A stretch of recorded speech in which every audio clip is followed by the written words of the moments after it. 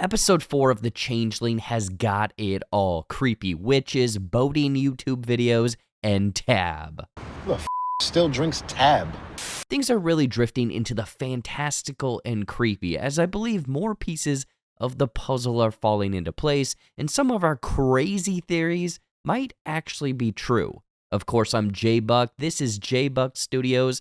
Thank you so much for clicking this. We're going to be covering this weekly, so get on board, boats and hose style, as we drift into episode 4 of The Changeling.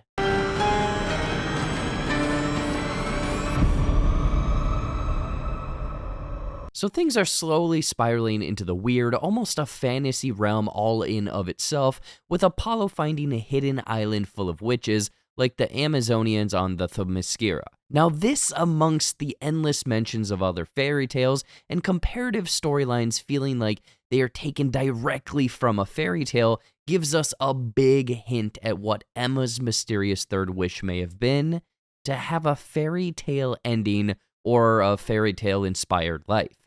Like I said, fairy tale breadcrumbs are all throughout these first 4 episodes: baby snatching fairies, replacing them with changeling, the old washerwoman, and string with 3 wishes tied to it, which shout out to one of my Brazilian commenters stating that this was a real lesson that they grew up with, Brazilian wish bracelets dating back 200 or so years. There's also Apollo's book, To the Waters and the Wild, and the Rapunzel puppet show Cal is prepping. Basically, an overwhelming amount of fairy tale elements are right in our faces, so why wouldn't the entirety of what Emma and Apollo are living through be a fairy tale itself? However, this is all taking a sinister page from W.W. Jacobs' Monkey Paws short story, alluding to each wish having a catch, a sinister got you twist, or rather Emma's final wish. If she had wished her life to be a fairy tale, there is obviously a lot of in-between-the-lines interpretation. Emma could have wanted, an animated Disney movie fairy tale ending in mind, when in reality, this is going to skew into those darker, grim fairy tales that, we read as a child at a young age to teach them lessons and keep the outside world out. Example, Emma and Apollo losing their baby, much like the husband and wife lost Rapunzel to the evil enchantress. If this is true, it explains everything that's currently happening, and Apollo is just getting started on his weird fantasy journey. Would you even know if you crossed into a fairy tale? Slipped between the pages of a book? There are portals in this world that we may never know we've trespassed through. Now, if we jump off with the fairy tale theory, there's got to be an evil force, someone who is essentially the enchantress of Apollo's story, and it is no doubt his boats and hose pal, William Wheeler. By the end of this episode, some sinister pieces revolving around William are revealed. He's been playing Apollo to find the island, get his wife back, revenge against the witches, and threatens that everyone on North Brother Island is going to die. That final threat more than likely being associated with the 100 hackers that he had mentioned earlier in this episode. Now, aside from him having a much darker side to him that we'll no doubt learn about later, let's look at what he's more than likely been behind already. The creepy disappearing photos and text messages to Emma and Apollo's phones. We know William is in contact with this elite group of hackers, passing along security cam footage to Apollo, showing that Emma is still alive and had escaped to North Brother Island. So him sending the creepy "someone is watching you" pictures feels like they were taken from the same security monitors. And in order to cause the pictures to disappear, remember back to what William reveals about his boat Airbnb business. He is a coder, an app developer, someone who is tech savvy to the max. So it's not out of the realm of possibility that he was able to hack into Emma's phone, causing the initial distress. It would further explain how he was able to text Apollo from the unknown number as well. But things do not stop there. Yes, at this point he's using Apollo, probably Emma before this, to find his estranged wife and daughter. I'm not 100% sure what's happening with this family dynamic, so let me know in the comments what you think or any sort of theories you may have regarding his wife, Greta Strickland. But he had lied about the boat, mentioning that he had been on boats since a child and that he was Norwegian. Well, my family's Norwegian.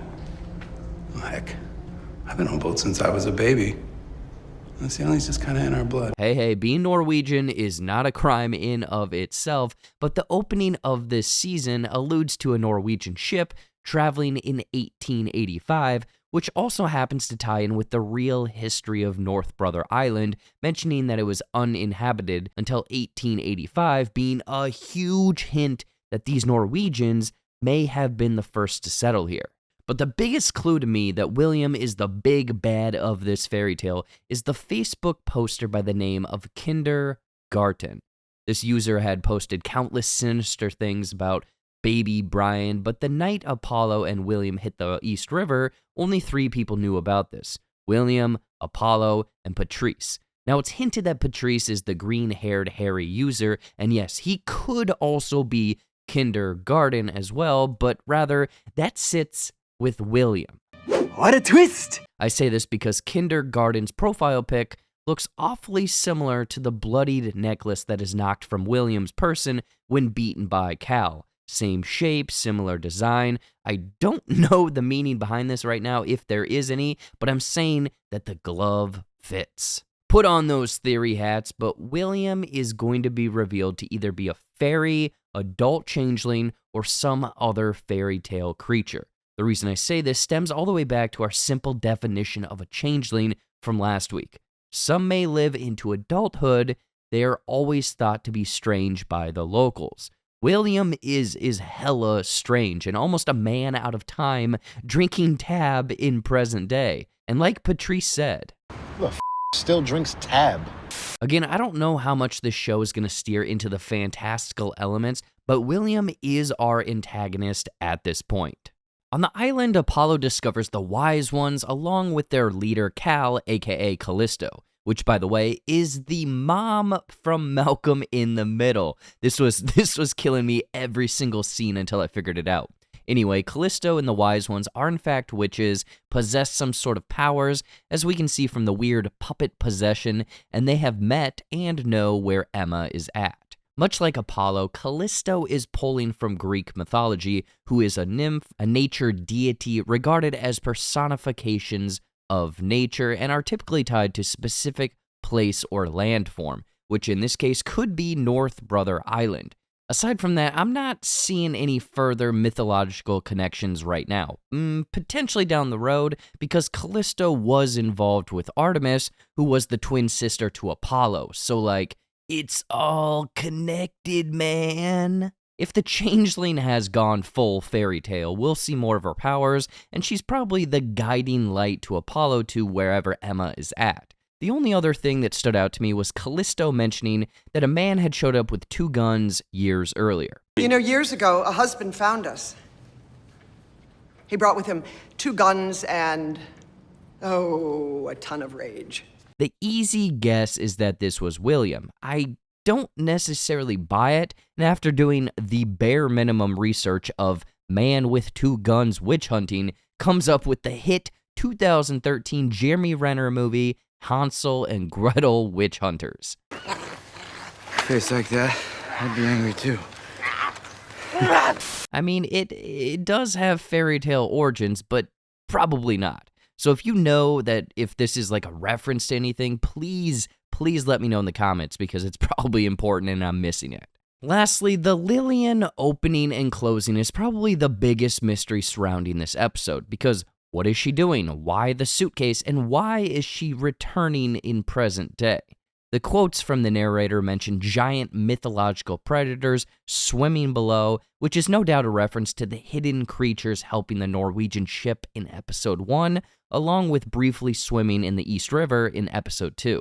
As the narrator continues mentioning, the predators grew legs and made it to land. Yes, this is natural evolution, but I think it's hinting at something darker, potentially changelings, or even something like the looks of William or even Brian West.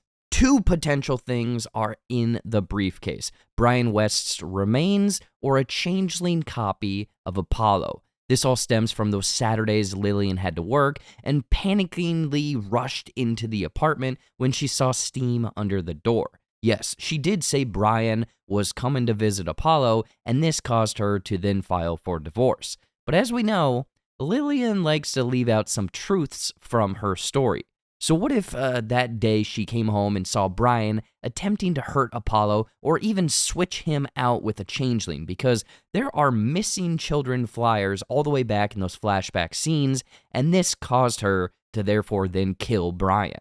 This is why we never see him again. Again, this is all crazy out there theories at this point, but something important is clearly in the briefcase. And heck, if it is a copy of Apollo, this could all tie in with Greek mythology, as Apollo had a twin named Artemis, the goddess of the hunt, wilderness, amongst other things. We'll dive more into this if and when it all comes to be true, but would really make sense why Apollo constantly yells about him being the god Apollo. I am the god Apollo! I am the god Apollo! I am the god Apollo! Oh, brother, this guy stinks! Before wrapping up, I want to touch on some of the novel to series differences and theories, because again, I've been listening to this audiobook and the chapters along with the progression of this streaming series. So here is your mild spoiler warning, because who knows if some of this stuff comes back around in later episodes. Okay, everyone gone? Let's boogie. So far, again, like 95% of this series has been spot on with the novel, even down to the clothing and weapons that the wise ones possess. But one of the major differences is when Patrice and Apollo are watching the security cam footage that William passed along to them. In the series, it shows Emma alone boarding the ferry. However, in the novel, they can see that Kim, Emma's older sister, is the one that's also there with her, helping her escape. At this moment, it's not mentioned why Kim was helping her. I'm assuming because of #family, but it would be an interesting wrinkle to reveal Kim as an accomplice later down the line. As for theories leading into next week, I think we're going to find out more about William, his connection to the witches, along with him maybe being responsible for all of the missing children posters. Heck, maybe that's why all of these other women are also on North Brother Island. They fell for the same paranoia as Emma. But speaking of Emma, I'm convinced Apollo is going to have to use one of these hidden magic portals to find her. And in order to do so, he's going to have to jump from the George Washington Bridge, something that's been featured a handful of times in this series so far, and Emma even mentions offing herself via this method back in episode 2. Jump off George Washington Bridge. What? You? Yes. I would not have had you pegged for someone that would jump off a bridge. Why? Sorry. I want clean. I just want to plop. Anyway, that is everything for episode 4 of The Changeling. Is this picking up steam and scratching that fantasy itch? And what sort of theories or thoughts do you have? Let me know anything and everything in the comments below.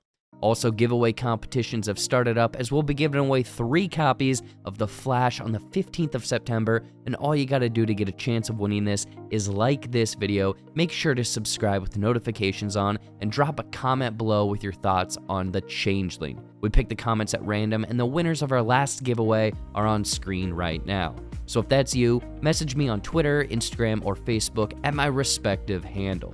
And if you haven't, check out all of my other social media accounts for my Shorts and Clips YouTube channel, TikTok, Instagram, Facebook, everything. Please and thank you. Tomorrow, our coverage of A Haunting in Venice should be dropping, and we'll be back next week with episode 5 of The Changeling. Stay tuned, and peace out, my dudes.